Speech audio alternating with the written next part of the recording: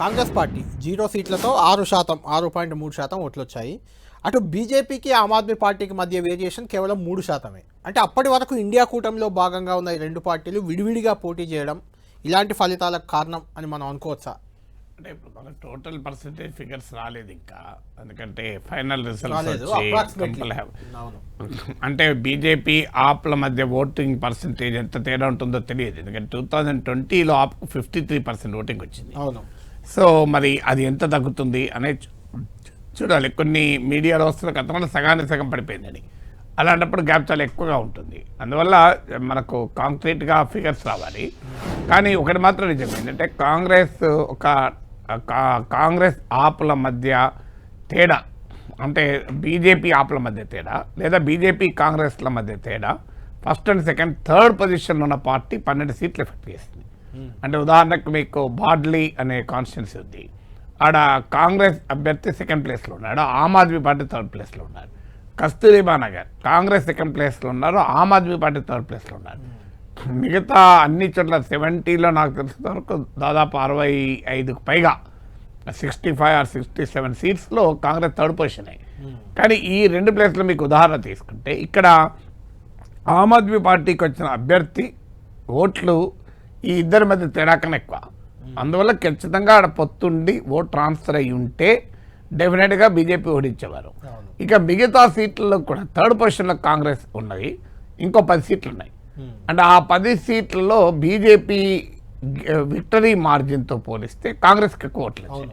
అందువల్ల డెఫినెట్గా 11-12 సీట్స్ ఇప్పటివరకు ఉన్న లెక్కల ప్రకారం అయితే 12 సీట్స్లో కాంగ్రెస్ పార్టీ ఆమ్ ఆద్మీ పార్టీ కలిసి ఉంటే గెలవటానికి స్కోప్ ఉండేది. అంటే 22 ఇప్పుడు ఆమ్ ఆప్కి ఉంది, 48 బీజేపీకి ఉంది. అంటే 22 + 12 34కి వచ్చేది. అయితే ఇక్కడ మనకు ఇంకొక పాయింట్ కూడా ఉంటుంది, మీకు ఇది అరిథమెటిక్ కాదు, కెమిస్ట్రీ ఉంటుంది. ఇప్పుడు టీడీపీ జనసేన కలవక ముందు, టీడీపీ జనసేన కలిసిన తర్వాత కంప్లీట్గా రాజకీయ వాతావరణమే సినారియోనే మారిపోతుంది. ఇప్పుడు మీకు 2024 లోక్సభ ఎలక్షన్లో ఉత్తరప్రదేశ్లో కాంగ్రెస్ సమాజ్వాదీ పార్టీ కలవక ముందు కలిసిన తర్వాత కంప్లీట్ వాతావరణం మారిపోయింది.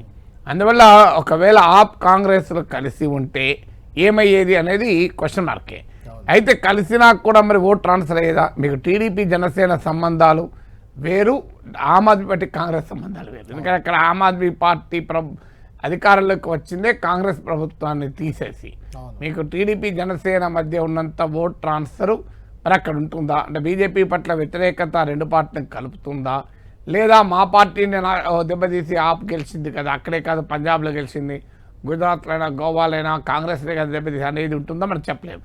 ఎందుకంటే రెండు పార్టీలు కలిసింది, అయితే లోక్సభ ఎన్నికల్లో కలిసే ఉన్నారు కానీ గెలవలేదు.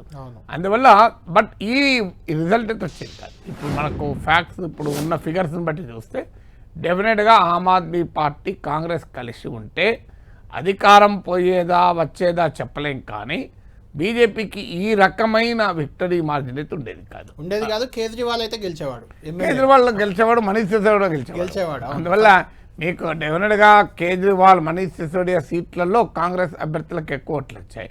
ఎందుకంటే అక్కడ కాంగ్రెస్ పార్టీ కేజ్రీవాల్కి వ్యతిరేకంగా సందీప్ దీక్షిత్ పెట్టింది. సందీప్ దీక్షిత్ ఎట్లా ఓడిపోతాడు, కానీ సందీప్ దీక్షిత్ లక్ష్యము బాగా సందీప్ దీక్షిత్ పెట్టారు. ఇక్కడ మీకు అతీష్కి వ్యతిరేకంగా అల్కాలమ్మ అని పెట్టారు, చాలా గట్టి క్యాండిడేట్లే పెట్టారు. అయితే ఎందుకు పెట్టారంటే సందీప్ దీక్షిత్ పర్సనల్ కోపం కూడా ఉంది. ఎందుకంటే షీలా దీక్షిత్ 15 ఏళ్ల పాటు పాలించింది, ఆమెను ఓడించే కేజ్రీవాల్ అధికారంలోకి వచ్చాడు. వచ్చిన తర్వాత కూడా షీలా దీక్షిత్ టార్గెట్గా ఆమె అవినీతి పనులను పెద్ద ఎత్తున అటాక్ చేశారు. అందువల్ల అక్కడ పర్సనల్ వ్యవహారం కూడా ఉంది. అందువల్ల సందీప్ దీక్షిత్ లక్ష్యము తాను గెలవడం కాదు, బీజేపీ ఆప్ను ఓడించాలి, కేజ్రీవాల్ని ఓడించాలి అని. అందువల్ల న్యూఢిల్లీ కాన్స్టిట్యున్సీలో కూడా డెఫినెట్గా మీకు మనీష్ సిసోడియా అయితే లాస్ట్ టైం 3,000తోనే గెలిచాడు, ఫత్తర్గంజ్ అనుకుంటాను to be subject to correction. ఇప్పుడు జన్పురాలో పోటీ చేశాడు, సో ఇప్పుడు కూడా ఓడిపోయాడు. అందువల్ల క్లియర్ ఇండికేషన్ ఏంటంటే కాంగ్రెస్ ఆప్ గెలిచుంటే ఒకటి ఆప్ గట్టి పోటీ ఇచ్చేది, బీజేపీకి ఈ రకమైన విక్టరీ మార్జిన్ ఉండేది కాదు. ఆప్ వెటరన్స్ అయిన కేజ్రీవాల్, సిసోడియా లాంటి వాళ్ళకి ఈ పరిస్థితి వచ్చేది కాదు. నాగేశ్వర్ గారు, మొన్న మహారాష్ట్ర, హర్యానా, ఇప్పుడు ఢిల్లీలో అయితే 30 ఏళ్ళు, ఆల్మోస్ట్ 27 years తర్వాత మళ్ళీ బీజేపీ చేతికి చిక్కింది ఢిల్లీ. అంటే దీన్ని బీజేపీ ఒక విజయంగా ముందుకెళ్తున్నట్టు చూడాలా, లేదంటే దీని వల్ల బీజేపీ ఆలోచన విధానంలో కానీ బీజేపీ అగ్రెసివ్నెస్లో కానీ ఇంకేమైనా కేంద్ర ప్రభుత్వ పరంగా నిర్ణయాలు తీసుకునే అవకాశం కనిపిస్తుందా మీకు? అంటే ఒక పాసిబిలిటీ జమిలీ ఎలక్షన్స్. అవును, ఎందుకంటే ఈ రిజల్ట్ ఇప్పుడు మీకు 2024లో 63 సీట్లు దెబ్బతిన్నారు. అవును, అంటే మూడోసారి ఎలక్షన్స్కి పోతే 64 సీట్స్ దెబ్బతిన్నారు. రేపు నాలుగవసారి ఎలక్షన్కి పోతే 2029లో మరి యాంటీ ఇన్కంబెన్సీ ఎలా ఉంటుంది అనేది ఒక అనుమానమైతే ఉంటుంది. ఎందుకంటే 282 2014లో వస్తే 2019కి వచ్చే వరకు 303 వచ్చాయి. 400 వస్తాయని టార్గెట్ పెట్టుకుంటే 240 పడిపోయినాయి. సో ఉన్న సీట్లలో 63 సీట్లు పడిపోయాయి. అందువల్ల ఇంకా చాలా చోట్ల బీజేపీకి సాచ్యురేషన్ వచ్చేసింది, మీకు వెస్ట్ ఇండియాలో, నార్త్ ఇండియాలో. అందువల్ల 2029 వరకు ఆగితే మరి ఫోర్త్ టైం ఎలక్షన్లకు పోయినప్పుడు ఉండే యాంటీ ఇన్కంబెన్సీ ఉంటుంది. ఇప్పుడు కేజ్రీవాల్కి కూడా అదే కదా ప్రాబ్లం. 2013 గెలిచాడు, 15 గెలిచాడు, 20 గెలిచాడు, 25కి వచ్చే వరకు జనంలో ఎక్కడో చోట వ్యతిరేకత ఉంటుంది మీకు. ఆ అనుమానం ఒకటి ఉండొచ్చు.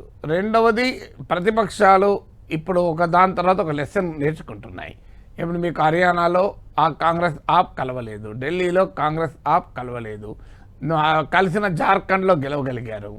సో కలిసినా కూడా మహారాష్ట్రలో ఓడిపోయారు. ఈ ఎక్స్పీరియన్సెస్తో బీజేపీ వ్యతిరేక పొలిటికల్ ఫోర్సెస్ కన్సాలిడేషన్ 2029 వరకు అయ్యే అవకాశం ఉంటుంది. ఇది రెండవది.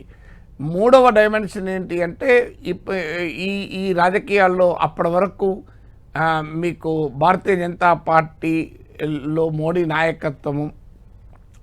నాయకత్వంలో 2029 అధికారంలోకి పోయినప్పుడు ఇప్పటి వరకు ఆల్టర్నేటివ్ లీడర్ లేడు. మరి ఇప్పటి సమీప భవిష్యత్తులో ఆల్టర్నేటివ్ లీడర్ ఎమర్జ్ అయ్యే వాతావరణమే తెలియదు. రాహుల్ గాంధీ ఇమేజ్ కాస్త ఇంప్రూవ్ అయింది. 2019తో పోలిస్తే 24లో డెఫినెట్గా ఇంప్రూవ్ అయింది కనుక లీడర్ ఆఫ్ ద అపోజిషన్ కాగలిగాడు. తనకు మరి పోటీగా ఏమైనా రాహుల్ గాంధీ ఎమర్జ్ అవుతాడా, ఈ క్వశ్చన్స్ అన్నీ ఉంటాయి. ఇలా ఉన్నప్పుడు ఏంటి ఆ నాలుగో డైమెన్షన్ ఏంటంటే ఆ తర్వాత వరుస పెట్టి గెలుస్తున్నారు. హర్యానా గెలిచారు, ఊహించని విజయం అది. హర్యానాలో లోక్సభ ఎలక్షన్లో సగం సీట్లు కోల్పోయారు. మహారాష్ట్ర అయితే అద్భుతమైన విజయం. ఎందుకంటే లోక్సభ ఎలక్షన్లో 48 సీట్స్ అంటే 17 గెలిచారు ఎన్డీఏ. కానీ మీకు అసెంబ్లీ ఎన్నికలకు వచ్చారు గెలిచిపోయారు. ఇప్పుడు ఢిల్లీలో ఒక ప్యాటర్న్, ఇప్పటిదాకా ఒక ప్యాటర్న్ ఏముండే అంటే లోక్సభ ఎన్నికల్లో గెలుస్తుంది బీజేపీ, కానీ అసెంబ్లీ ఎన్నికల్లో ఓడిపోతుంది అని. ఈ ప్యాటర్న్ మీకు రివర్స్ అయింది. మహారాష్ట్ర లోక్సభ ఎన్నికల్లో ఓడిపోయారు, అసెంబ్లీ ఎన్నికలు గెలిచారు. హర్యానాలో లోక్సభ ఎన్నికల కన్నా అసెంబ్లీ ఎన్నికలు బెటర్. ఢిల్లీకి వచ్చే వరకు ఆ ప్యాటర్న్ కూడా పోయింది. లోక్సభ ఎన్నికలు గెలిచారు, అసెంబ్లీ ఎన్నికలు గెలిచారు. అంటే బీజేపీ ఏడుకేడు బీజేపీకి ఏ ప్యాటర్న్తో బీజేపీని విశ్లేషించలేము.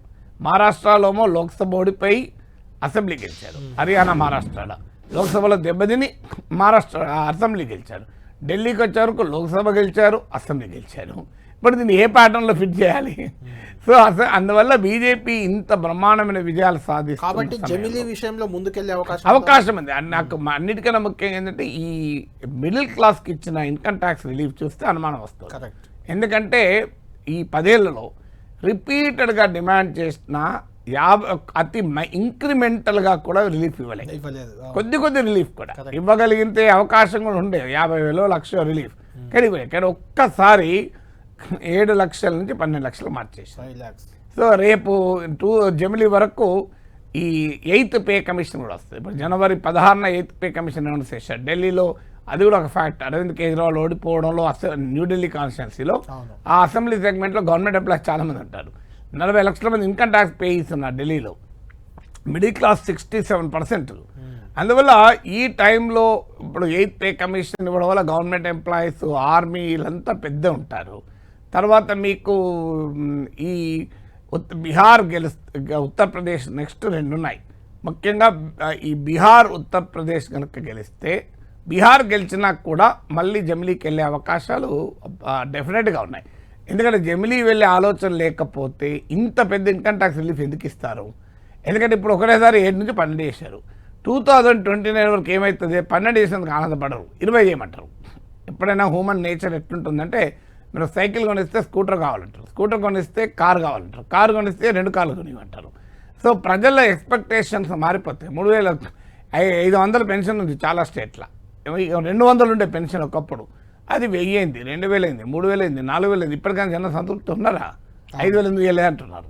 అందువల్ల ప్రజల ఎక్స్పెక్టేషన్స్ కూడా పెరిగిపోతాయి. మరి అలాంటప్పుడు నిజంగా 2029లో లోక్సభ ఎలక్షన్స్ ఉంటాయి. ఇప్పుడే ఇంత భారీ రిలీఫ్ ఎందుకు ఇచ్చారు? 1,00,000 ఇచ్చి ఎవ్రీ ఇయర్ 1,00,000 పెంచుతామని చెప్పచ్చు. ఎలక్షన్ల ముందు సహజంగా ప్రభుత్వాలు ఈ రిలీఫ్ ఇస్తాయి. మరి ఇంత భారీ రిలీఫ్ ఇచ్చారంటే దేర్ షుడ్ బి సంథింగ్ అనే అనుమానం అయితే కలుగుతుంది. రైట్ నాగేశ్వర్ గారు, ఇప్పుడు ఈ ఫలితాలను చూస్తే, ఈ సీట్లను చూస్తే కూడా 62 సీట్లు గతంలో ఆమ్ ఆద్మీ పార్టీకి ఉంటే అందులో 40 కోల్పోయింది. బీజేపీకి 8 సీట్లు ఉంటే 40 యాడ్ అయినాయి. ఎగ్జాక్ట్ 40 ఆమ్ ఆద్మీ పార్టీ పోయింది, 40 బీజేపీకి యాడ్ అయినాయి. కాంగ్రెస్ అప్పుడు 0నే, ఇప్పుడు 0నే. అంటే ఆ మార్పుని ఎలా చూడాలి సీట్లను? అంటే అక్కడ వేరే కాంగ్రెస్ పార్టీ బాగా మార్జిన్ లేదండి. కాంగ్రెస్ పార్టీకి 4% ఇదివరకు ఓటింగ్ వచ్చింది, 6% అయింది. మీకు బీజేపీకి మొదటి నుంచి కూడా ఒక 32 to 38% ఓటింగ్ ఉంది. మీరు ఓన్లీ సీట్లు చెప్తున్నారు. 2015లో 3 సీట్లు వచ్చినప్పుడైనా, 2020లో 8 సీట్లు వచ్చినా, లేదు 1998 కన్నా ముందుకు గెలిచిన బీజేపీకి వర్స్ట్ ఎవర్ ఓటింగ్ టాలీ 32% ఢిల్లీలో. అంటే మీకు అంటే 1/3 ఓటర్స్ బీజేపీతో ఉన్నారు, ఓడినా గెలిచిన. సో అందువల్ల ఆ ఓటింగ్ ఉండడం అనేది కీలకం. ఇక అందువల్ల బీజేపీ ఓటింగ్లో ఎక్కడ గండిపడలే.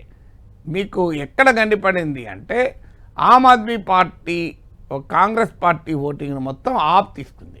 అందుకే కాంగ్రెస్ పార్టీ 15 ఏళ్ళ అధికారం ఉన్న పార్టీ 4% పడిపోయింది. ఇప్పుడు ఏం జరిగింది అంటే కాంగ్రెస్ పార్టీ తిరిగి ఒక 2% ఓటే క్యాప్చర్ చేసుకుంది, అంతకుమించి ఏం చేసుకోలేదు. కానీ ఆప్ వెనుకాల ఉన్న ఒక బలమైన ఓటర్స్, మిడిల్ క్లాస్ ఓటర్సు, నేను ఇంతకుముందు చెప్పినట్టు ఢిల్లీలో 67% మిడిల్ క్లాస్ ఓటర్స్. సో ఇప్పుడు మీరు వెస్ట్ ఢిల్లీ, సౌత్ ఢిల్లీ చూడండి, మిడిల్ క్లాస్ స్ట్రాంగ్ హోల్డ్స్ అన్ని బీజేపీకి ఇచ్చింది. మీకు పూర్వాంచలి ఓటర్స్, ఈస్టర్న్ ఉత్తరప్రదేశ్, బీహార్ నుంచి వలస వచ్చిన ఓటర్లు, వీళ్ళు మీకు ఒక 30% ఉంటారు ఢిల్లీలో. ఆమ్ ఆద్మీ పార్టీకి బలమైన ఓట్ బేస్. అక్కడ మీకు లాస్ట్ ఎలక్షన్ ఐ థింక్ 14 సీట్లలో 13 గెలిచారు ఆప్. ఇప్పుడు బాగా దెబ్బతింటారు, 4 సీట్లు గెలిచారు. బీజేపీ గెలిచింది. అలా అంటే ఆమ్ ఆద్మీ పార్టీకి బలంగా ఉన్న social, economic and regional vote base ఏంటి, ఇది బీజేపీ అంచనా వేసింది. Social, economic and cost, class and regional vote base ఏంటి అంటే ఆప్ వెనకాలన్న సపోర్ట్ బేస్ యొక్క డెమోగ్రఫిక్స్ని స్టడీ చేసి కాంక్రీట్గా అక్కడ దెబ్బకొట్టాడు. ఉదాహరణకు క్లాస్ ఓట్ బేస్ తీసుకుంటే మిడిల్ క్లాస్ పూరు ఆమ్ ఆద్మీ పార్టీకి బలమైన ఓట్ బేస్. మిడిల్ క్లాస్లో ఏం చేశారు? మిడిల్ క్లాస్లో ఆల్రెడీ ఆప్ పైన ఒక విరక్తి ఉంది. ఏంటి? మేము పన్నుల ద్వారా కట్టే డబ్బులు తీసుకెళ్ళి ఇట్లా పంచుతున్నారు ఈ వెల్ఫేర్ స్కీమ్స్ పేరిట అనేది. దానికి తోడు ఇప్పుడు income tax relief, 8th pay commission, తర్వాత air pollution, water pollution, roads సరిగా లేకపోవడం, ఇన్ఫ్రాస్ట్రక్చర్, ఇది మిడిల్ క్లాస్ని బాగా ఎఫెక్ట్ చేస్తుంది. మిడిల్ క్లాస్కి ఏంటంటే ప్రభుత్వము పైన ఆధారపడేది తక్కువ ఉంటుంది. ఇప్పుడు మీకు జగన్ కూడా చూడండి, రోడ్లు బాగాలేదనేది ఒక పెద్ద ఫ్యాక్టర్ అయింది. మీకు హైదరాబాద్లో చూడండి, ఈ విజిబుల్ ఇన్ఫ్రాస్ట్రక్చర్ డెవలప్మెంట్ కేసీఆర్ లాభం చేసింది. సంక్షేమ పథకాలు అమలైన గ్రామీణ ప్రాంతాల్లో బీఆర్ఎస్ ఓడిపోయింది. సంక్షేమ పథకాల అమలు కంపారిటివ్లీ తక్కువ ఉండి ఇన్ఫ్రాస్ట్రక్చర్ డెవలప్మెంట్ ఉండే హైదరాబాద్లో బీఆర్ఎస్ గెలిచింది. అందువల్ల ఈ మిడిల్ క్లాస్ ఓటరు ఆప్ నుంచి బీజేపీ లాగేసుకుంది. తర్వాత పూర్ ఓటర్లు అంటే ముఖ్యంగా అనాథరైజ్ కాలనీస్, ఒక 6% ఓటర్స్ ఉంటారు. మీకు ఢిల్లీ జాగ్రఫీ ఏంటంటే ఒక 17% మాత్రమే పాష్ ఏరియాలో గేటెడ్ కమ్యూనిటీస్లో ఉంటారు. 53% లెస్ డెవలప్డ్ కాలనీస్లో పక్కా హౌజెస్లో ఉంటారు. ఇంకో 17% మీకు స్లమ్స్లో ఉంటారు. 6% అనాథరైజ్ కాలనీస్లో ఉంటారు. ఒక 3 to 4% రూరల్ ఏరియాస్లో ఉంటారు. అలాగే అరౌండ్ 3% 4% గవర్నమెంట్ అకామిడేషన్లో ఉంటారు. ఇది మీకు నేను ఐఎమ్ రెఫరింగ్ టు ది ఈ లోక్నీతి CSDS సర్వే. సో ఈ సర్వే ప్రకారం వచ్చింది. అంటే ఇక్కడ ఆప్కు బలమైన ఓట్ బేస్ ఎక్కడుంది అంటే ఈ అనాథరైజ్ హౌజెస్ ఉన్న వాళ్ళు ఉంది. అక్కడ మోడీ వెళ్ళి మీ స్లమ్స్ను మేము తొలగించము, మీ అనాథరైజ్ హౌజెస్ తొలగించము, మీకు అక్కడే పక్కా ఇల్లు కడతామని ప్రామిస్ చేశారు. అందువల్ల ఇలా ఆమ్ ఆద్మీ పార్టీకి ఉన్న క్లాస్ ఓట్ బేస్ను చాలా జాగ్రత్తగా పూరర్ సెక్షన్స్కు వెల్ఫేర్ స్కీమ్స్ అనౌన్స్ చేశారు. అంతకుముందు రేవడీలను తిట్టిన బీజేపీయే కేజ్రీవాల్ ఏం చేస్తారో అంతకన్నా ఎక్కువ చేస్తా అన్నారు. ఇప్పుడు జగన్ ఏం చేశాడో అంతకన్నా ఎక్కువ చేస్తాను చంద్రబాబు నాయుడు అంటే ఆంధ్రప్రదేశ్ ప్రజలు నమ్మినట్లు, కేజ్రీవాల్ చేసిన దానికన్నా ఎక్కువ ఇస్తారంటే మోడీని నమ్మారు, బీజేపీ కూడా అంతే కదా. ఇక్కడ కూడా అంతే, తెలంగాణలో కూడా అంతే. కేసీఆర్ ఇచ్చిన దానికన్నా 6 గ్యారెంటీలు ఇస్తాను నమ్మారు. ఎందుకు ఈ మార్పు ఎందుకు వచ్చిందో, ఒకప్పుడు ఒక పార్టీ ఇస్తాను నమ్మేవాళ్ళు, ఇంకో పార్టీ ఇస్తాను నమ్మేవాళ్ళు కాదు. ఇప్పుడు మీకు రాజశేఖర రెడ్డి ఇస్తానంటే 2004లో నమ్మారు. 2009లో చంద్రబాబు నాయుడు ప్రతి అకౌంట్లో 2,000 రూపాయలు వేస్తానని నమ్మలేదు. రాజశేఖర రెడ్డి కూడా కొత్త హామీలు ఇవ్వలేదు కానీ గెలిచాడు. అంటే ఎందుకు అంటే ఒకప్పటిలాగా లేదు, ప్రజల మూడు ఎట్లుందంటే ఇప్పుడు ఒకప్పుడు గ్రాటిట్యూడ్ ఉండే, ఇప్పుడు ఎంటైటిల్మెంట్ అయ్యారు. తేడా ఏంటంటే ఎవడైనా ఇస్తాడు, కళ్యాణాన్ని ఇస్తాడు, నాగేశ్వరాన్ని ఇస్తాడు, ఎవడైనా ఇవ్వాల్సిందే, మా కొరకు ఇస్తాడు, వాడి కొరకు వాడించుకుంటున్నాడు అనే భావన పెరిగింది. ఆ పెరిగిన తర్వాత నాకు కేజ్రీవాల్ అయితేంది, మోడీ అయితేంది, జగన్ అయితేంది, చంద్రబాబు అయితేంది, కేసీఆర్ అయితే, రేవంత్ అయితే ఎవరైనా ఇస్తారు కదా అనేది ఆ ఫ్యాక్టర్ అనేది లేదు. ఆమ్ ఆద్మీ పార్టీకి ఆ ఫ్యాక్టరే మెయిన్. ఆ ఫ్యాక్టర్ కాస్త ఎగిరిపోయింది. అందువల్ల ఈ క్లాస్ బేస్, కాస్ట్ బేస్లో కూడా తీసుకుంటే దళిత్ ఓటరు ఆప్కు ఒక బలమైన ఓటరు, ముఖ్యంగా వాల్మీకిస్, జాతవ్స్. అందులో ఈ 5 ఏళ్లలో ఆర్ఎస్ఎస్ బాగా కాన్సన్ట్రేట్ చేసి ఆ సెక్షన్లో పనిచేసింది. బీఎస్పీ పోటీ చేసి, కాంగ్రెస్ పోటీ చేసి ఎంతో కొంత దళిత్ ఓటు తీసేసుకుంది. అందువల్ల ఆ దళిత్ ఓట్లో కొంత గండిపడింది. ఎంఐఎం కూడా పోటీ చేసింది, అది ముస్లిం ఓటు. మీరు అన్నట్టు నెక్స్ట్ ముస్లిం ఓటు. 2015, 2020లో బీజేపీని ఓడించడానికి complete consolidation of Muslim vote ఆప్కి వచ్చింది. కానీ ఆప్ తీసుకున్న సంస్కృతాపరాధం ఏంటి, ఢిల్లీ ర్యాట్స్ అప్పుడు ఆప్ సైలెంట్, మీకు సిటిజన్షిప్ అమెండ్మెంట్ యాక్ట్ ప్రొటెస్ట్లో ఆప్ సైలెంట్. అసలు ఆప్ ఈ సాఫ్ట్ హిందుత్వం, మేము బీజేపీ లాంటి పార్టీయే, మేము ఆ బీజేపీ రాముడు అంటే మేము హనుమాన్ అంటాం, బీజేపీ అయోధ్యలో రామ మందిరం కట్టామంటే మేము రామ మందిర దర్శనానికి తీసుకెళ్తాం, వాళ్ళు జై శ్రీరామ్ అంటే మేము హనుమాన్ చాలీసా చదువుతాం. ఈ పాలిటిక్స్ ఎప్పుడైతే చేశారో ఆఖరికి మైనారిటీల విషయంలో కనీసం రైట్స్ గురించి, వైలేషన్ ఆఫ్ రైట్స్ గురించి కూడా మాట్లాడటానికి ఆప్ రెడీ కాదు. ఇది ముస్లిం ఓటర్లలో విశ్వాసాన్ని కోల్పోలేదు. ఇక్కడ ఒక చిన్న ఎగ్జాంపుల్, ముస్తఫాబాద్ నియోజకవర్గంలో చూస్తే 17,000 ఓట్ల ఆధిక్యంలో బీజేపీ గెలిచింది. అక్కడ ఎంఐఎం అభ్యర్థి తాహిర్ హుస్సేన్కు 30,000 ఓట్లు వచ్చాయి. అక్కడ కాంగ్రెస్ పార్టీ కూడా మైనార్టీ అభ్యర్థిని పెట్టింది, ఆయనకు 10,000 ఓట్లు వచ్చాయి. మీకు కరెక్ట్. మీకు అలాగే ఓక్లా సీట్ చూడండి, ఓక్లాలో కూడా అదే పరిస్థితి. ఓక్లా చరిత్రలో ముస్లిం తప్ప ఇంకెవరు గెలవలే. అవును, అక్కడ బీజేపీ వచ్చింది. అక్కడ నేను లేటెస్ట్ చూడలేదు, ఓక్లా వెరిఫై చేయండి ఈలోగా. మీకు అక్కడ ఏంటి, ఆడ కూడా ఎంఐఎం కాంగ్రెస్. ఎంఐఎం మీకు ముస్తఫాబాద్లో ఓక్లాలో ఎవరిని పెట్టిందంటే ఢిల్లీ అల్లర్లో ముద్దాయిలను తీసుకుపోయి పెట్టింది. అన్లాఫుల్ యాక్టివిటీ ప్రివెన్షన్ యాక్ట్ యూఏపీఏలో వారు ముద్దాయిలు, అలాంటి వాళ్ళని తీసుకెళ్ళి పెట్టింది.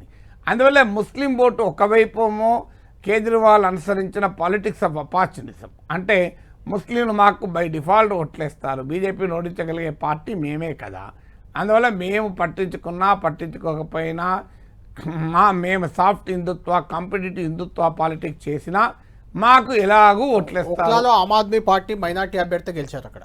అదే అమానుల్లా ఖాన్ లాస్ట్ వరకు కూడా ఈ వాజ్ చాలా, అంటే అమానతుల్లా ఖాన్ చాలా ఫేమస్ అభ్యర్థి. కానీ అక్కడ కూడా చాలా లాస్ట్ మినిట్ వరకు స్ట్రగుల్ గెలవటానికి. సో అందువల్ల మీకు అది హై ప్రొఫైల్ సీట్ అయినా అంటే 26,000 ఓట్లు లీడ్ వచ్చింది ఫైనల్కి. ఫైనల్గా వచ్చింది. కానీ అక్కడ ఇనీషియల్ కౌంటింగ్లో మీరు కొంచెం టఫ్ ఫైట్ నడిచింది, చాలా టఫ్ ఫైట్. అంటే ఎందుకు అక్కడ ఎంఐఎం క్యాండిడేట్ ఉన్నాడు, కాంగ్రెస్ క్యాండిడేట్. అవును, అందువల్ల ఇది సీట్ టు సీట్. అంటే ముస్లిం ఓటు డెఫినెట్గా ఒకటి సాఫ్ట్ హిందుత్వ, కాంపిటేటివ్ హిందుత్వ వల్ల దెబ్బతిన్నారు ఒకటి. 2 కాంగ్రెస్ ఎంఐఎంల ప్రెజెన్స్ వల్ల దెబ్బతిన్నారు. అందువల్ల ఇప్పుడు మీరు గమనించండి, నేను క్లాస్ బేస్ ఉన్న ఓటర్ చెప్పాను, కాస్ట్ బేస్ ఉన్న ఓటర్ చెప్పాను. అలాగే రీజనల్ ఓటు, పూర్వాంచలి ఓటు ఆప్కు చాలా బలమైన ఓటు. ఎందుకంటే వాళ్ళు 30% ఉంటారు. వాళ్ళు అంటే ఈస్టర్న్ ఉత్తరప్రదేశ్, బీహార్ నుంచి వచ్చిన వాళ్ళు. యమునా నది పొల్యూషన్ వాళ్ళకు పెద్ద ఎఫెక్ట్. సో అందువల్ల ఈ పూర్వాంచలి ఓటర్లలో కూడా బీజేపీ బలంగా పెనిట్రేట్ అయింది. వాళ్ళ ఒకప్పుడు ఆప్ స్ట్రాంగ్ హోల్డ్. ఇలా ఆమ్ ఆద్మీ పార్టీకి ఉన్న social, class, caste, regional vote బేస్ను బీజేపీ సక్సెస్ఫుల్గా పెనిట్రేట్ చేయగలిగింది. తర్వాత ఆప్కున్న ఇమేజ్ని డెంట్ కొట్టింది. ఆప్ అంటే క్లీన్ పాలిటిక్స్ అని, ఆప్ అంటే గుడ్ గవర్నెన్స్ అని. దీనికి తోడు ఆప్కి ఏంటంటే ఒక ఐడియాలజీ లేదు. ఆప్ అన్న డెలివరీ పబ్లిక్ సర్వీసెస్ పైనే నిర్మితమైన పార్టీ. ఇప్పుడు మీరు మంచో చెడో ఒక ఐడియాలజీ. బీఆర్ఎస్ అంటే తెలంగాణ వాదము, సంథింగ్ షుడ్ బి దేర్. దీనికి ఏది లేదు ప్రాబ్లం. అంటే భారతదేశంలో కమ్యూనిస్టులు, బీజేపీకి మినహా మిగతా వాళ్ళకి పెద్దగా ఐడియాలజీ లేకపోవచ్చు, కానీ ఏదో ఒక పొలిటికల్ ఐడెంటిటీ ఉండాలి. వీళ్ళకి వచ్చే వరకు పొలిటికల్ ఐడెంటిటీ కూడా లేదు. ఎందుకు లేదు అంటే డెలివరీ ఆఫ్ పబ్లిక్ సర్వీసెస్. ఏమైంది? మీరు ఉదాహరణకు 2020లో మేము ఎయిర్ పొల్యూషన్ 60% తగ్గిస్తామని ప్రామిస్ చేశారు. ఏమీ జరగలేక పెరిగింది. అలాగే యమునా నది క్లీన్ చేస్తానన్నాడు, అది కంప్లీట్గా ఫెయిల్యూర్. ఈవెన్ ఎయిర్ పొల్యూషన్ విషయంలో అయితే ఇప్పుడు యమునా నది విషయంలో అసలు ఇప్పుడు మేనిఫెస్టోలో ప్రొజెక్ట్ చేస్తాను కూడా వెనుకాడారు. తర్వాత రాష్ట్ర హోదా తెప్పిస్తామన్నారు, సాధ్యం కాలేదు.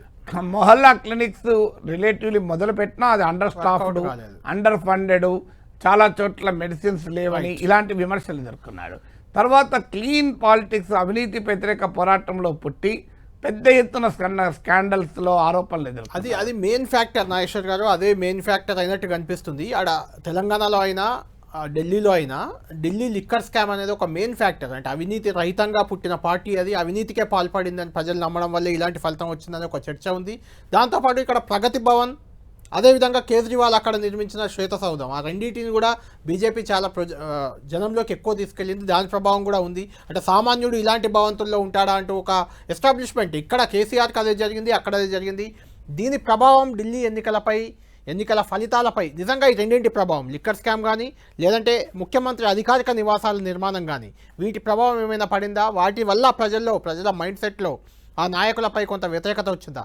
అన్నా హజారే ఉద్యమం, అవినీతి రహిత సమాజ స్థాపన, దాంతో పుట్టిన పార్టీ ఆమ్ ఆద్మీ పార్టీ.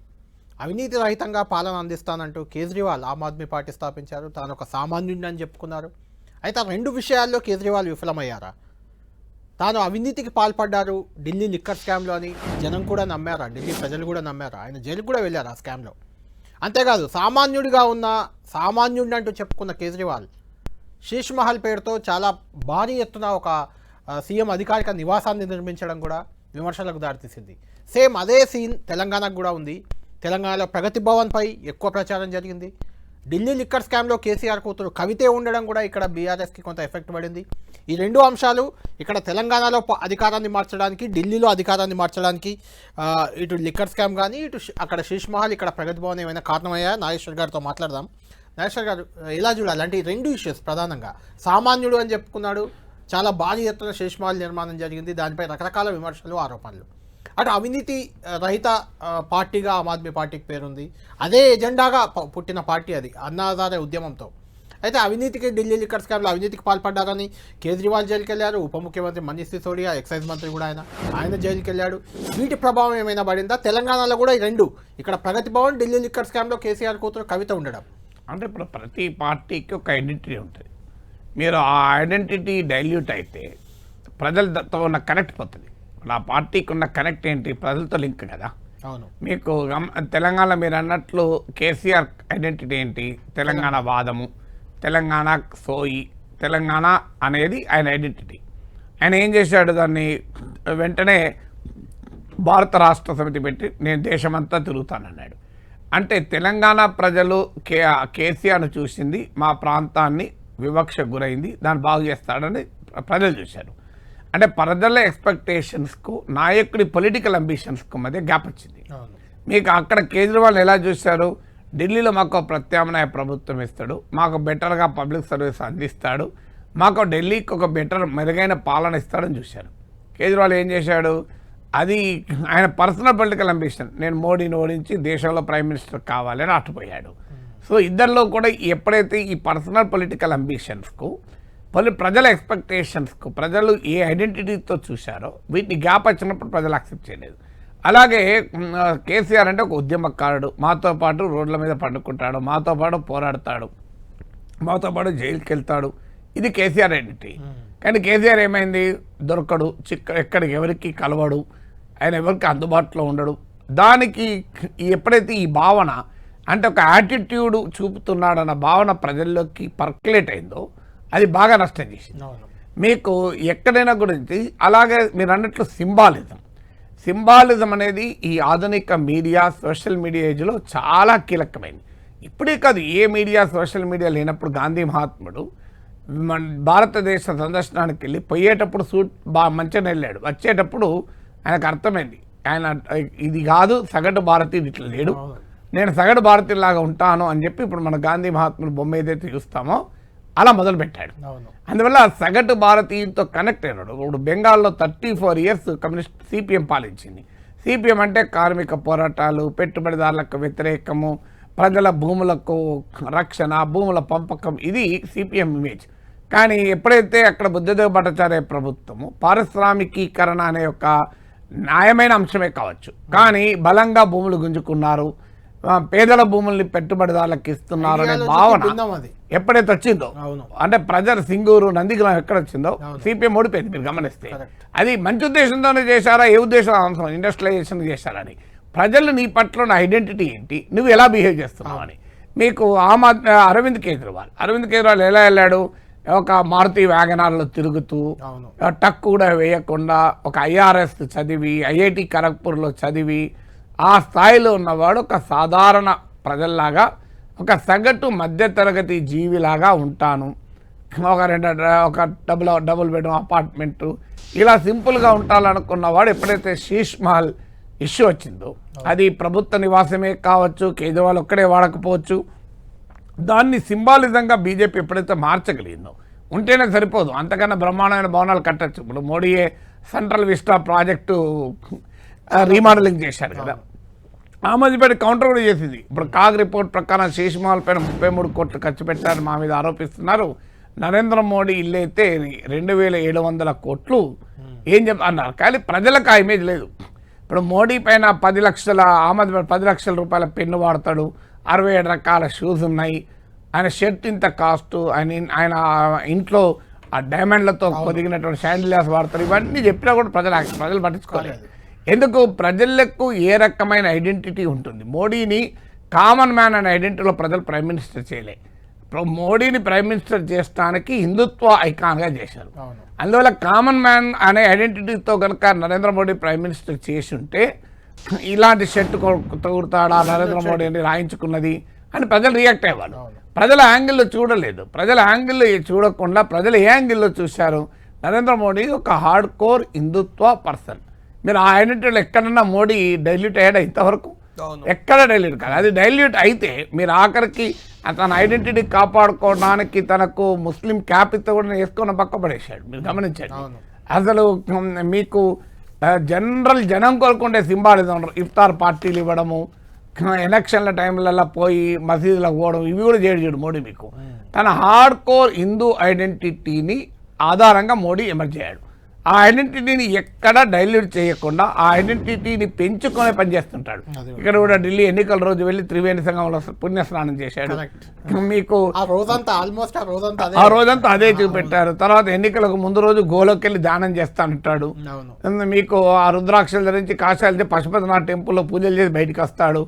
మీరు మొన్న ఎలక్షన్లో కూడా చూడండి, అయోధ్య రామ మందిరం కొరకు తానే వెళ్ళి ధనుష్కోడి నుంచి మొదలుకొని రామేశ్వరం అన్ని తిరుగుతూ అన్ని పుణ్య నదుల నుంచి నీరు తీసుకొచ్చాడు. సో ఆయన తన హిందూ ఛాంపియన్ ఐడెంటిటీ, హిందూ ఐడెంటిటీని బ్రహ్మాండంగా ప్రొజెక్ట్ చేస్తున్నాడు. మీరు జనం యాక్సెప్ట్ చేశారు. ఉద్ధవ్ ఠాక్రే చూడండి, బాలాసాహెబ్ ఠాక్రే హిందూ ఉదయ సామ్రాట్ అని పేరు. ఉద్ధవ్ ఠాక్రేకి వచ్చే వరకు దాన్ని బీజేపీ అటాక్ చేసింది. ఈయన హిందూ ఉదయ సామ్రాట్ ఎక్కడిది వెళ్ళి కాంగ్రెస్ ఎన్సీపీలో కలిశాడు. మీకు ఉద్ధవ్ ఠాక్రేకు పార్లమెంట్ ఎలక్షన్లో ఓటేసిన వాడు అసెంబ్లీ ఎలక్షన్లో వేయలే. అంటే ఎందుకంటే ఆయన ఐడెంటిటీ వేరు. శివసేన ఐడెంటిటీ ఏంటి, హిందూ ఐడెంటిటీ. ఆయన ఉద్ధవ్ ఠాక్రే ఎక్కడున్నాడు, రాహుల్ గాంధీ పక్కన వీడు సావర్కర్ని అటాక్ చేస్తుంటున్నాడు. నాగేశ్వర్ గారు, ఇందులో ఈ ఎలక్షన్లపై అంటే ఢిల్లీ లిక్కర్ స్కామ్, ఇక్కడ తెలంగాణ కానీ అక్కడ ఢిల్లీలో కానీ ఆ లిక్కర్ స్కామ్లో ఉన్న సత్యేంద్ర జైన్, ఉప ముఖ్యమంత్రి సిసోడియా, కేజ్రీవాల్ వీళ్ళంతా ఓడిపోయారు. ఇక్కడ కూడా ప్రభుత్వంపై కొంత ఎఫెక్ట్ పడిందంటారు, మీరేమంటారు దానికి? తెలంగాణలో పెద్ద ప్రభావం పడిందని అనుకోను. ఎందుకంటే అక్కడేమో chief minister, deputy chief minister, ఇక్కడ కవిత సీఎం కూతురైనా కూడా ఆ ఫ్యాక్టర్ కన్నా కూడా ఇతర ఫ్యాక్టర్స్ ఎక్కువ డామినేట్ చేశాయి. అప్పటికి ఇంకా కవిత అరెస్ట్ కూడా కాలేదు. మీకు లోక్సభ ఎలక్షన్ల టైంలో అరెస్ట్ అయింది తప్ప అసెంబ్లీ ఎలక్షన్ టైంలో అరెస్ట్ కాలేదు. అరెస్ట్ ఎందుకు చేయలేదంటే ఎఫెక్ట్ అయింది ఇంకా బీజేపీకి ఎఫెక్ట్ చేసి అరెస్ట్ ఎందుకు చేయలేదు, అడ్వాంటేజ్ అయ్యేది ఇంకా కొంత. అంటే అరెస్ట్ అయితే ఇంకేమన్నా ఏమయ్యేది తెలియదు. అంటే ఇవన్నీ కూడా ఎలా ఉంటాయంటే ప్రజల్లో ఒక యాంటీ ఇన్కంబెన్సీ స్టార్ట్ అయినప్పుడు ఒక రకంగా ఉంటాయి, ప్రజలకు యాంటీ ఇన్కంబెన్సీ స్టార్ట్ కాకపోతే ఒక రకంగా ఉంటాయి. మీకు ఉదాహరణకు జగన్మోహన్ రెడ్డిదే చూడండి. జగన్మోహన్ రెడ్డి అరెస్ట్ చేస్తే ఆయన 16 నెలలు జైల్లో ఉంటే ఆయనను ఒక బలమైన నాయకుడిగా మార్చింది జైలు జీవితం. చంద్రబాబు నాయుడును జైలుకు పంపిస్తే జగన్కి ఏం లాభం జరగలే. ఎందుకు, జగన్ పట్ల అప్పటికే వ్యతిరేకత ఉంది. అంటే ఈ ఎమోషన్స్ ఎప్పుడు కూడా ఒక మనిషి పట్ల అనుకూలత ఉందా వ్యతిరేకత ఉందా అనే అంశంపై ఆధారపడుతుంది. మీకు అలిపిరి ఘటన జరిగినాక చంద్రబాబు నాయుడు ఎన్నికల ముందుకు జరిపాడు సింపతి చేస్తాను, కానీ సింపతి రాలేదు. ఎందుకు రాలే మరి అంటే కారణం ఇదే, ప్రజల్లో వ్యతిరేకత ఉన్న సమయంలో కనుక నీవు ఒక పని అయితే దానికి ఒక రకంగా ఉంటుంది, ప్రజల్లో వ్యతిరేకత లేనప్పుడు ఒక రకంగా ఉంటుంది. ఇదే కేజ్రీవాల్ను 2015లోనో 2020 కన్నా ముందు అరెస్ట్ చేస్తుంటే మామూలుగా ఉండేది కాదు. కానీ అప్పటికే ప్రజల్లో వ్యతిరేకత, ఆ వ్యతిరేకత కారణం లిక్కర్ స్కామ్ కాదు, ఆ వ్యతిరేకత కారణం వాయు కాలుష్యం కావచ్చు, ఆ వ్యతిరేకత కారణం యమునా కావచ్చు, ఆ వ్యతిరేకత కారణము రోడ్లు బాగా అనేక ఉండొచ్చు. ఆ వ్యతిరేకత ఎప్పుడైతే ఉందో దానికి ఈ శీష్మాలు యాడ్ అవుతాయి, లిక్కర్ స్కామ్లు యాడ్ అవుతాయి. నిజంగానే లిక్కర్ స్కామ్ పేరిటే శిక్షించాలంటే దేశంలో అవినీతి పనులు చాలామంది శిక్షించాలి, ప్రజలేం శిక్షించలేరు, అవినీతి పనులు బ్రహ్మాండంగా ఓట్లేస్తారు కదా. 1,00,000 కోట్లకే అవినీతి అని చెప్పినా కూడా జగన్మోహన్ రెడ్డి ముఖ్యమంత్రి చేయలేదా? ప్రజలు అవినీతి కనుక రేవంత్ రెడ్డి బహిరంగంగా దొరికాడు 50 లక్షలు ఇస్తూ అని చెప్పి ఎంత తిట్టారు బీఆర్ఎస్ వాళ్ళు, బీజేపీ వాళ్ళు. రేవంత్ రెడ్డి ముఖ్యమంత్రి కాకుండా ఆపిండా 50 లక్షలు ఇస్తారా అన్నారా జనం? 2018లో కూడా కాళేశ్వరం స్కామే ఎజెండాగా ఉంది, అప్పుడు కూడా ఎజెండాగా ఉంది, ఏం కాలే కదా. అంటే ఒక ఈ అవినీతి అనే అంశం పైన ఓడిపోతారు అనుకుంటే పొరపాటు. ఇతర ఫ్యాక్టర్స్ కాంటెక్స్ట్ కలిసి వచ్చినప్పుడు అది ఆజ్యం వస్తుంది మీకు. అంటే ఇది ఒకదాంతో ఇప్పుడు ఒక బొగ్గు నిప్పులు అంటిస్తే అంటుకుంటుంది, అంటుకున్న తర్వాత నెయ్యి, ఆరతి కర్పూరము, ఇవన్నిటి బట్టి గాలి, వీటన్నిటి బట్టి కదా మంట ఉండేది తీవ్రత. నాగేశ్వర్ గారు ఫైనల్గా కేటీఆర్ ఒక ఆసక్తికర ట్వీట్ చేశారు, కంగ్రాట్స్ రాహుల్, మళ్ళీ ఒకసారి బీజేపీని గెలిపించామని ఒకటి. తర్వాత కాంగ్రెస్ ఇక్కడ ఇచ్చిన హామీలన్నీ పక్కన పెట్టింది, అక్కడ ఢిల్లీ వెళ్ళి ప్రచారం చేశారు రేవంత్ రెడ్డి, ఓడిపోయారు, అక్కడ కాంగ్రెస్ గుండు సున్నా వచ్చిందంటూ హరీష్ రావు. ఇలా బీఆర్ఎస్ దీన్ని కొంచెం అడ్వాంటేజ్గా తీసుకుంటారు. అంటే ఇక్కడ కాంగ్రెస్ ఉంది కాబట్టి కాంగ్రెస్ ఓడిపోవడంపై సంతోషపడుతుంది, కాంగ్రెస్కు సున్నా రావడంపై సంతోషపడుతుంది. తెలంగాణ రాజకీయాలు ఏమైనా మార్పు జరిగే అవకాశం ఉంటుందా సినారియో? అంటే దానికి కాంగ్రెస్ పార్టీ కనుక బీజేపీ గెలుపుకు బీఆర్ఎస్ పలకరిస్తోంది అని కనుక క్యాంపెయిన్ చేశారనుకో, చేస్తారు, ఆటోమేటిక్ చేస్తారు. సో అది చేసినప్పుడు మరి దాని రియాక్షన్ ఎట్లుంటుంది అని. ఎందుకంటే అక్కడ గెలిచింది కాంగ్రెస్ గుండు సున్నా ఆప్ గెలిచుంటే బీఆర్ఎస్కు వేరే ఉండేది. అని చూడండి, రీజనల్ పార్టీస్ కాంగ్రెస్ కాదు, బీజేపీ కాదు, దేశంలో ప్రత్యామ్నాయం. ఇప్పుడు కేసీఆర్ మొదలు చెప్తున్నారు కదా కాంగ్రెస్ బీఆర్ఎస్లతో పని కాదు అని, అది పేలేది. కానీ అక్కడ ఆమ్ ఆద్మీ పార్టీ ఓడిపోయింది. ఆమ్ ఆద్మీ పార్టీ బీఆర్ఎస్కి మిత్రపక్షం. అంటే బీఆర్ఎస్ వెర్షన్ మొదటి నుంచి, అంటే కొంత మధ్యలో గ్యాప్ వచ్చి అది ఇండియా కూటమిలో కూడా చేరింది. అయితే ఇక్కడ మొదటి నుంచి కూడా నాగేశ్వర్ గారు ఇక్కడ బీజేపీ కాంగ్రెస్ రెండింటికి సమదూరం అని బీఆర్ఎస్ చెప్తూ వస్తుంది. వచ్చిన నేపథ్యంలో అక్కడ బీజేపీ గెలుపుని ఇక్కడ ఎలా తీసుకుంటుంది బీఆర్ఎస్ అనేది ఖచ్చితంగా ఇంట్రెస్టింగ్. అంటే మీకు ఆమ్ ఆద్మీ పార్టీ బీఆర్ఎస్ మిత్రపక్షం మర్చిపోకూడదు. మన ఖమ్మం మీటింగ్కు అరవింద్ కేజ్రీవాల్, భగవత్ సింగ్ మాన్ వచ్చారు కదా, వచ్చారు. అందువల్ల లిక్కర్ స్కాన్ తర్వాత రెండు పార్టీల మధ్య చాలా బంధం పెరిగింది. మీరు అంతకుముందు లేదు ఈ బంధం. సో అందువల్ల డెఫినెట్గా ఆమ్ ఆద్మీ పార్టీ, కాంగ్రెస్ పార్టీ ఓటమి నుంచి బీఆర్ఎస్కు బెనిఫిట్ రావటానికి ఒక అడ్డంకి ఏంటంటే మీకు అక్కడ గెలిచింది బీజేపీ, ఏమనుంటే మరి బీజేపీకి లాభం ఉండాలి కదా. ఇప్పుడు కాంగ్రెస్ను ఓడించిన బీజేపీకి లాభం ఉండక, కాంగ్రెస్ను ఓడించిన కాంగ్రెస్ ఓడించింది కనుక సెలబ్రేట్ చేసుకున్న బీఆర్ఎస్ లాభం ఉంటుందా? ఖచ్చితంగా బీజేపీకి మాత్రం మరింత ఉధృతంగా వస్తుంది, అది ఖచ్చితంగా ఉంటుంది. ఆమ్ ఆద్మీ పార్టీని మామూలుగా ఉండదు, బతకనివ్వరు, వెంటాడతారు. ఇప్పుడు ఆల్రెడీ ఫైనల్గా అదే అడుగుతున్నాను నాగేశ్వర్ గారు, ఆల్రెడీ సచివాలయం సీజ్ అయిపోయింది, అందులో ఒక్క ఫైల్ కూడా బయటకు పోవద్దని లెఫ్టినెంట్ గవర్నర్ ఆల్రెడీ ఆదేశాలు ఇచ్చారు, ఫైల్ అన్నీ ఉంచారు, అవినీతి 10 ఏళ్లలో అవినీతి మొత్తం బయటకు తీస్తామంటున్నారు. తెలంగాణలో కూడా అదే నడుస్తుంది ఆల్రెడీ. మీకు తెలంగాణ కన్నా ఎక్కువ చేస్తారు. ఎందుకు చేస్తారంటే తెలంగాణలో కాంగ్రెస్కు బీఆర్ఎస్కు మధ్య అవినీతి అనేది ఒక ఇష్యూ కాదు. ఎందుకంటే బీఆర్ఎస్ అవినీతి పార్టీ, కాంగ్రెస్ ఏమో నీతివంతమైన పార్టీ అని ఎవడు అనుకుంటలేడు. రాజకీయాల్లో రెండు ఒకే తాను ముక్కలు అనుకుంటారు. ఒకవేళ కాంగ్రెస్ టార్గెట్ చేసినా బీజేపీ అడ్డుకునే అవకాశం కానీ అక్కడికి వచ్చేవరకు ఏంటంటే వేరే వాతావరణం. అక్కడ Aam Aadmi party symbolises many things which BJP symbolises. ఇప్పుడు బీజేపీ కాంగ్రెస్ కరప్షన్కు వ్యతిరేకంగా బీజేపీ పవర్లోకి వచ్చింది, 2G స్పెక్ట్రమ్ ఇవన్నీ చెప్పుకుంటా. మిడిల్ క్లాస్ యాంగర్ను కాంగ్రెస్ తరహా రాజకీయం, ఏది మీకు నెహ్రూ కుర్తా వేసుకొని, మీకు ఖద్దర్ షర్ట్లు వేసుకొని, సో ఆ కాంగ్రెస్ తరహా మన సినిమాలలో చూపెడతారు చూడు రాజకీయ నాయకుడు అంటే ఎట్లుంటాడు అని. సో ఆ కాంగ్రెస్ తరహా రాజకీయానికి వ్యతిరేకంగా బీజేపీ వచ్చింది. ఈ హిందుత్వ, ఇప్పుడు కేజ్రీవాల్ సాఫ్ట్ హిందుత్వ, సో ఒక ఇల్లిటరేట్ కరప్ట్ పొలిటీషియన్కు కాంగ్రెస్ పొలిటికల్ కల్చర్ను సింబల్గా చూస్తూ వచ్చా చాలా ఏళ్ళు. దానికి భిన్నంగా కేజ్రీవాల్ వచ్చాడు, దానికి భిన్నంగానే బీజేపీ వచ్చింది. అందువల్ల ఆ BJP AAP symbolises many things BJP symbolise. అందువల్ల యాంటీ కాంగ్రెసిజం, ఎందుకంటే కాంగ్రెస్ ఓడించే కదా బీజేపీ ఆప్ వచ్చింది. అందువల్ల తమకు తమతో పోలికున్న మరో పార్టీని బతకనివ్వరు బీజేపీ. ఇప్పుడు మీరు గమనించండి, మావోయిస్టులు కాంగ్రెస్ టీడీపీ వాళ్ళ మీద కన్నా సిపిఐ సిపిఎం వాళ్ళని ఎక్కువ చంపారు. వాళ్ళు ఈవెన్ ఎంఎల్ గ్రూపులలో ఎక్కువ చంపుకుంటారు, మీరు గమనించండి. ఎవరికొవరు నక్సలైట్ గ్రూపులు చంపుకుంటారు, ఎందుకంటే వాళ్ళకు మా కామన్ సిద్ధాంతంగా మొదలు మీరు ఉండొద్దు, మేము ఒక్కరమే ఉండాలి. ఇప్పుడు ఆప్ పరిస్థితి ఏంటంటే మీరు చెప్తున్న ప్రకారం బీజేపీ టార్గెట్ చేయబోతుంది కాబట్టి ఆప్ మళ్ళీ ఇండియా కూటమి వైపు వెళ్ళే అవకాశం ఉందా? ఇండియా కూటమికి వెళ్ళాలంటే మళ్ళీ కాంగ్రెస్. ఇప్పుడు నెక్స్ట్ పంజాబ్ ఉంది. పంజాబ్లో బీజేపీ పెద్ద బలం లేదు అక్కడ. అందువల్ల అక్కడ బీజేపీ ఈ ఢిల్లీ ఫలితాన్ని ఆప్ ఓటమిని క్యాపిటలైజ్ చేసుకోలేదు, కాంగ్రెస్ క్యాపిటలైజ్ చేసుకుంటారు. ఇప్పుడు ఆప్ ఎమ్మెల్యేలు బీజేపీ వైపుతో కొంత టచ్లో ఉన్నారు, కాంగ్రెస్తో కొంత టచ్లో ఉన్నారు. సో అందువల్ల అక్కడ కాంగ్రెస్ చేస్తుందా మరి బీజేపీ చూస్తుందా చూడాలి. ఆప్కి వచ్చే ప్రాబ్లం ఏంటంటే ఒక బలమైన రాజకీయ పార్టీని నిర్మించలేకపోయాడు. కేజ్రీవాల్ ఒక లూజ్ మోడల్తో పొలిటికల్ ఆర్గనైజేషన్ నడిపాడు. ఒక ఐడియలిజం ఆధారంగా పార్టీ నిర్మితమైంది. అధికారం లేనప్పుడు ఆ ఐడియలిజాన్ని మళ్ళీ బలంగా రగిలించగలిగితే తప్ప ఒక ఛాలెంజ్ అయితే ఎదుర్కొంటాడు. బట్ రాజకీయాల్లో ఎవరికి శాశ్వత మరణాలు ఉండవు. రైట్, థ్యాంక్ యూ నాగేశ్వర్ గారు. మొత్తానికి ఢిల్లీ విజయం, బీజేపీ జోష్ అనేది ఖచ్చితంగా జమిలీ ఎన్నికల వైపే దారి తీసే అవకాశం ఉందని నాగేశ్వర్ గారు చెప్తున్నారు. చూడాలి ఏం జరగబోతుంది. బీజేపీ నెక్స్ట్ స్టెప్ ఢిల్లీ విజయం తర్వాత ఏ రకంగా ఉండబోతుంది అనేది మనం వేచి చూడాలి.